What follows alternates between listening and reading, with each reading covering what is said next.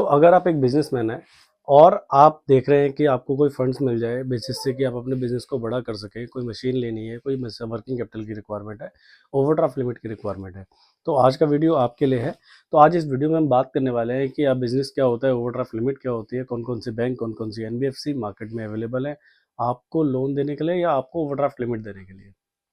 Video start करते हैं।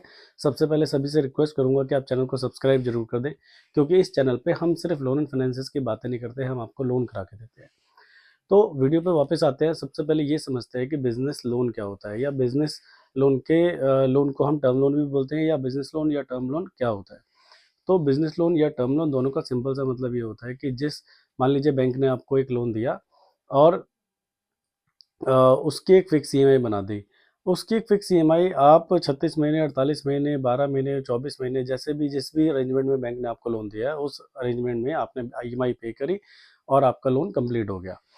आपके अकाउंट में बैंक डायरेक्टली पैसे डाल देता है, आपको लोन दे देता है, और अगेंस्ट में आपको हर महीने ईएमआई पे करनी है।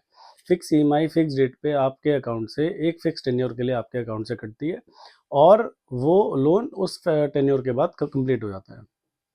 एक एग्जांपल से समझते हैं कि मान लीजिए 10 लाख रुपए का लोन आपको बैंक ने दिया, और वो भी 36 महीने के लिए दिया। तो 10 लाख रुपए की अप्रॉक्सीमेट ईएमआई 37 से 38 हज़ार के बीच में आती है।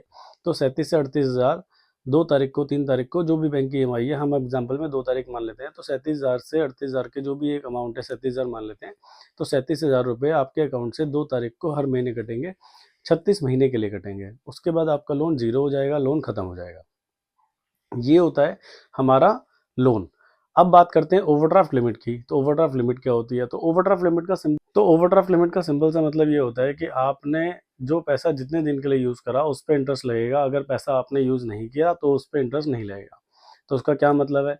मान लीजिए बैंक ने आपको एक ओवरड्राफ्ट लिमिट दी 10 लाख रुपए की। पहले वाले एग्जांपल में हमने 10 लाख रुपए का लोन लिया था, वहीं पे ही हम 10 लाख रुपए की ओवरड्राफ्ट लिमिट सोच लेते हैं, एग्जांपल में ले लेते हैं इस बार। मान लीजिए बैंक ने आपको एक 10 लाख रुपए की लिमिट दी। अब उस 10 लाख रुपए की लिमिट में से आपने 2 लाख रुपए 2 दिन के लिए यूज़ करे।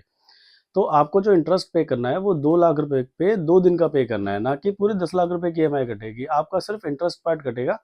सिर्फ और सिर्फ इंटरेस्ट पार्ट आपको बैंक को पे करना है, और आपको आपका जो 10 लाख रुपए है वो एज़ अ ओडी फॉर्म में बना रहेगा। अब इसको एक एग्जांपल से एक चीज़ और इसमें ऐड कर देते हैं। मान लीजिए 10 लाख रुपए में से 2 लाख रुपए आपने यूज़ करे। यूज़ करने का मतलब क्या होता है? अब बैंक ने आपको एक अकाउंट बना के दिया, उसमें एक 10 लाख रुपए की लिमिट सेट कर दी। आपने उसमें से 10 लाख रुपए 2 लाख रुपए 2 दिन के लिए निकाले, और 2 लाख रुपए निकालने के बाद जब आपका यूज़ खत्म हो गया, जब आपके पास पैसे वापस आ गए, आपने 2 लाख रुपए उस अकाउंट में वापस डाल दिए। इसका मतलब बैंक ने जो फैसिलिटी दी है कि आप उसमें से कितने भी पैसे निकाल सकते हो, कितने भी डाल सकते हो। आपने उसमें अकाउंट में पैसे डाल दिए, आपकी ओवरड्राफ्ट लिमिट फिर दोबारा 10 लाख रुपए की हो गई। तो ये ऐसे कंडीशन में आपको सिर्फ 2 ही दिन का इंटरेस्ट पे करना है। अब बात करते हैं कि कौन कौन से बैंक है, कौन कौन सी एनबीएफसी हैं जो आज के डेट में मार्केट में ओवरड्राफ्ट लिमिट या बिजनेस लोन प्रोवाइड करा रही हैं।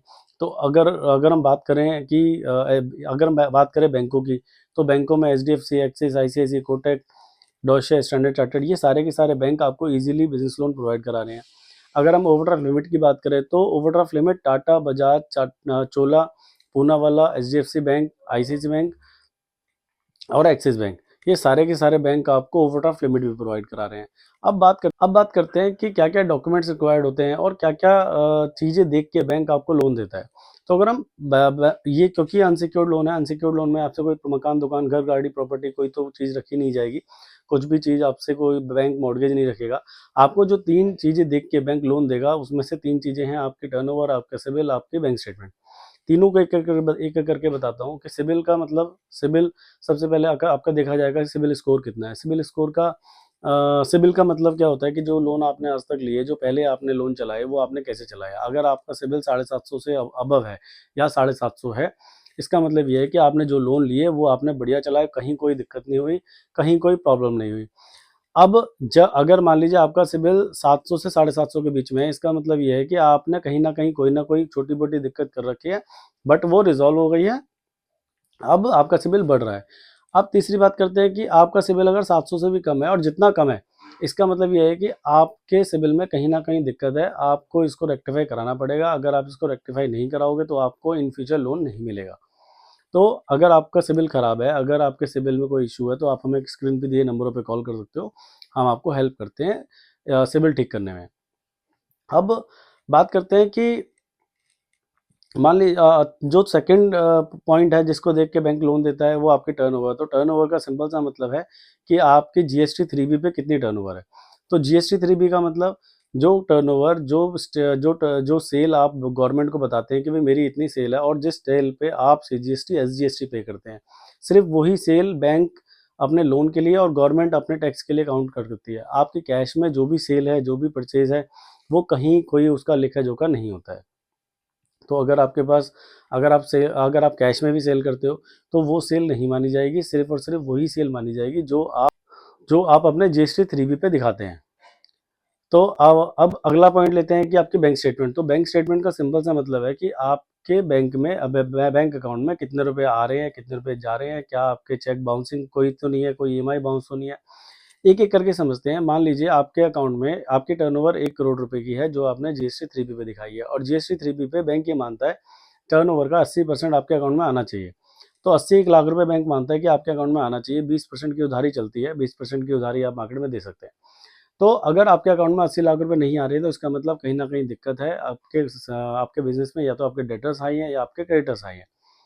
सेकंड, आपने जो चेक लिए, आपने उसमें से कोई बाउंस नहीं होना चाहिए, कोई चेक बाउंसिंग नहीं होनी चाहिए। चेक बाउंसिंग का मतलब है कि आपके जो वेंडर्स हैं या आप जिसको चेक दे रहे हैं, अगर वो बाउंस हो रहे हैं, इसका मतलब आपकी पेमेंट्स कहीं न कहीं फँसी हुई हैं। तीसरा, आपकी जो एग्जिस्टिंग ईएमआई चल रही है, जो भी आप अभी लोन चला रहे हैं, उसमें से कोई आपकी ईएमआई बाउंस है, तो भी दिक्कत है बैंक को कि भाई आपकी अभी जो करंट ईएमआई है, वो भी आपकी बाउंस हो रही है और अगर हम आपको लोन देते हैं, तो आप उसकी ईएमआई कैसे पे करोगे? तो कोशिश करो कि आपकी कोई ईएमआई, कोई चेक बाउंस ना हो और जो भी पेमेंट्स है, आप कैश में ना लेके आप अपने अकाउंट्स में लो, ताकि आपकी क्रेडिबिलिटी बने बैंक के सामने। तो ये 3 चीज़ें ही देख के बैंक आपको मोटा-मोटा लोन सैंक्शन कर देता है। पॉलिसी हर बैंक की, हर एनबीएफसी की अलग होती है।